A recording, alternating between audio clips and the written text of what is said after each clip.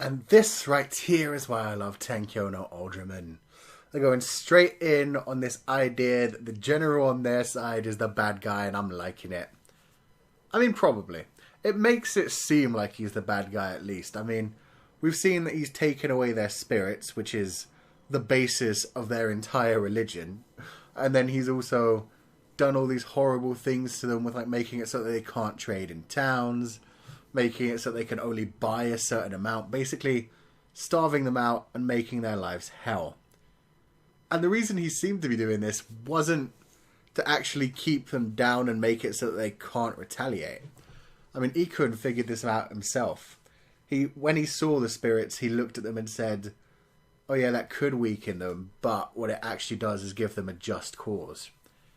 And then we had that moment towards the end there where we saw the general actually talking about things, where he's decided not to contact any of this stuff back to home base.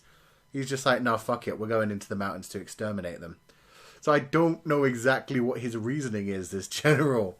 But for whatever reason, he has initiated this war.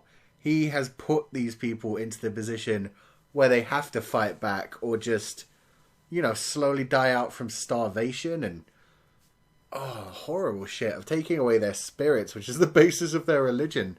Just destroying their whole belief system in life. He is such a dick. And he got the Major killed. The Major was such an okay dude. I mean, he wasn't amazing, but he seemed to have a good bond going with Yatori, and he was actually doing all the work for the general, so you know. He seemed like a good guy, an actual hard-working soldier who thought about things and did things properly. And yet he was the one to get murdered rather than the general. That sucks so much. So, I mean, I can think of a few reasons the general might have done this. Either one, he just really has a intense hatred for the Snack people, and he wants to have all of them obliterated. Something like Hitler kind of thing. He wants to erase them all from the world. Either that, or he thinks that by doing this, by starting off this rebellion and then taking care of it himself, he's going to get some sort of major recognition from the central headquarters, and basically he wants them to say, you did good. Let's move you out of that terrible northern kingdom and take you closer back home. We'll make you an honorary noble or some shit for, like, quelling them. Destroying the uprising that he himself damn well created. I mean, that might be why he hasn't sent the princess the whole way back to Central either. He sent her back part way, and Ikun realised immediately that was because he hadn't told Central Headquarters what he was actually doing. But part of it could be he's got to bring the princess back when the rebellion's almost over and have the final prisoners executed in front of her, just to basically have a member of the royal family present for his glorious victory, for what is actually just a genocide that he created in fucking self. And I'm wondering who's been leading the Snack people as well, because it can realise that they shouldn't be using the term holy war. That term doesn't exist in their religion or in their culture. And so somebody has been feeding them lines to use and changing their religion about a bit. Possibly someone in their religious community being paid off and told to, like, tell the people that this is a holy war they need to fight. And then we've got that princess, Naku, who's been led into this. So, I mean, this is all getting very intense and very theological as well, which is something that I'm really not liking in this show.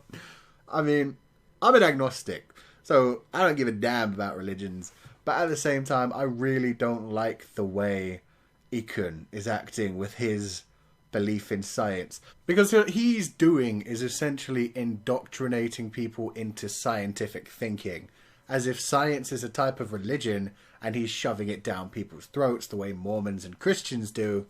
And I really don't like that. I mean, he's one of those atheists that's just like, oh, let me disprove your God for you. Oh, it really annoys me. It really does. Why can't he just be more chill about it? I mean, if he openly spoke about this shit, for one thing, he'd be executed. But for another thing, it just really annoys me when he's doing these things with Kana-chan, where it's obvious he's indoctrinating her. He's guiding her to think the way that he does. He's putting words in her mouth at some point and then celebrating with her and shit. And now you've got her, like, on the battlefield talking about how this isn't scientific at all, this war.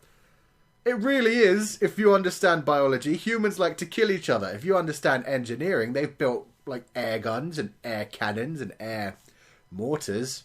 Somehow, that needs a lot of air force. I'm surprised those little spirits can do that shit. But yeah, it's very scientific. It's just not what you guys are calling science, which is a theological, like, ethical kind of practice, which I'm really not happy with you guys calling science. So yeah, that annoys me about Ikun and the way that they're using science in the show.